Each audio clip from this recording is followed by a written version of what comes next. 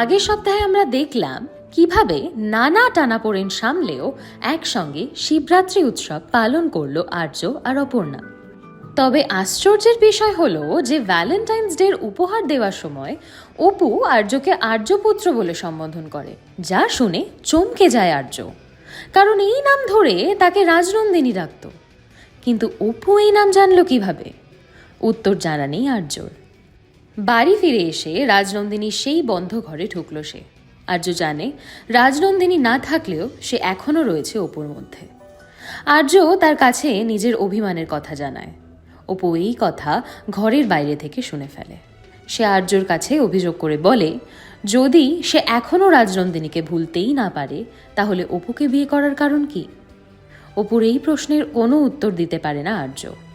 অভিমানে অপু বাড়ি ছেড়ে চলে যেতে চায়, কিন্তু যখনই সে বেরিয়ে যেতে চায় তখনই অপুর সামনে এসে দাঁড়ায় রাজলক্ষ্মী। অপুকে রাজলক্ষ্মী জানায় তার মধ্যে সে নিজের মেয়েকে দেখতে পায়। অপু রাজলক্ষ্মীর কারণে বাড়ি ছেড়ে যায় না আর।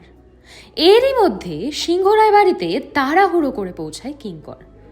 তাকে দেখে আর্য জিজ্ঞাসা করে যে কি হয়েছে তার। কিঙ্কর তাকে জানায় তাদের কোম্পানির সমস্ত ডেটা কেউ লিক করে দিয়েছে, আর এই কারণে তাদের কোম্পানি দেউলিয়া হতে চলেছে। আর্য আর অপুর মাথায় যেন আকাশ ভেঙে পড়ে। তারা তৎক্ষণাৎ পৌঁছে যায় অফিসে। সেখানে ইতিমধ্যেই জমায়েত করেছে সমস্ত কর্মচারীরা। কিঙ্কর আর্যর দায়িত্বজ্ঞান নিয়ে প্রশ্ন তোলে। সে আরও জানায় হয়তো এই ভুলের জন্য দায়ী অপর্ণা। সে অপর্ণাকে দোষারোপ করে না, বরং জানায় যে হয়তো ভুল করেই অপর্ণা কোম্পানির সমস্ত ডেটা লিক করে দিয়েছে। কিঙ্করের এই কথা শুনে মাথায় খুন চেপে যায় অপুর। সে কিঙ্করকে এই অপবাদের জবাব দিয়ে বলে যে কিঙ্কর এই কোম্পানির একজন সাধারণ কর্মচারী আর অপু হলো এই কোম্পানির ভাইস প্রেসিডেন্ট। কিঙ্কর অপুর এই উত্তর শুনে অবাক হয়ে যায়। অপু যেন রাজনন্দিনীর মতো কথা বলছে। এরই মধ্যে আর্য জানায় যে তার অপুর প্রতি ভরসা অটুট। সে সবটা সামলাতে পারবে, আর্য তা জানে। এরই মাঝে আমরা দেখতে পাই রোহিণী আর্যদের কোম্পানির একজনকে আটক করে রেখেছে। রোহিণী তার থেকে কোম্পানির গোপন তথ্য জানার চেষ্টা করে, কিন্তু সেই কর্মচারী মুখ খোলে না। কোম্পানির কোনো ক্ষতি সে হতে দেবে না। এরপর রোহিণী তাকে কোনো বিশেষ একটা ইনজেকশন দেয়, তাও সে নিজের মুখ খোলে না।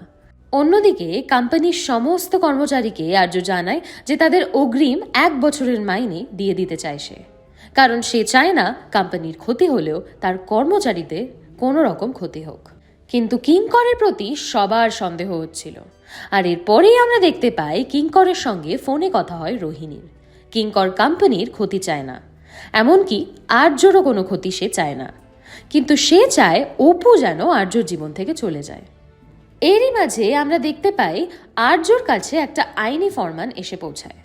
সেই লিগ্যাল নোটিশটি পাঠিয়েছে তাদেরই এক প্রতিদ্বন্দ্বী কোম্পানি। আর্য তড়িঘড়ি নিজেদের লিগ্যাল অ্যাডভাইজারকে ফোন করে, কিন্তু সে নিখোঁজ। আর্য বুঝতে পারে না এই পরিস্থিতি থেকে সে কিভাবে মুক্তি পাবে। তখনই সেখানে আসে রোহিণী। সে জানায় আর্যদের হয়ে সে এই মামলায় লড়তে চায়, কিন্তু আর্য বা অপু কেউই রোহিণীকে বিশ্বাস করে না। কিঙ্কর তাদের মনে নিজেদের প্রতি বিশ্বাস ফেরাতে অন্য উকিল খোঁজার অভিনয় করে, কিন্তু কোথাও কোনো উকিল পাওয়া যায় না।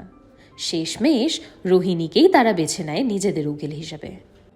আর্য অন্যদিকে জানায় যে সে দিল্লি যাবে এই মামলার নিষ্পত্তি করতে, আর যতদিন সে থাকবে না ততদিন অপু কোম্পানির সম্পূর্ণ দায়িত্বভার সামলাবে। অপু রাজি হয় এই কথায়। কর্মচারীদেরও এমন ইচ্ছে ছিল। অন্যদিকে অপু পৌঁছায় রোহিণীর বাড়িতে তার সঙ্গে কথা বলার জন্য, কিন্তু সেখানে পৌঁছে সে দেখতে পায় কিঙ্করের জুতো। কিন্তু বাড়ির ভিতরে বহুবার লক্ষ্য করা সত্ত্বেও সে কিঙ্করকে দেখতে পায় না।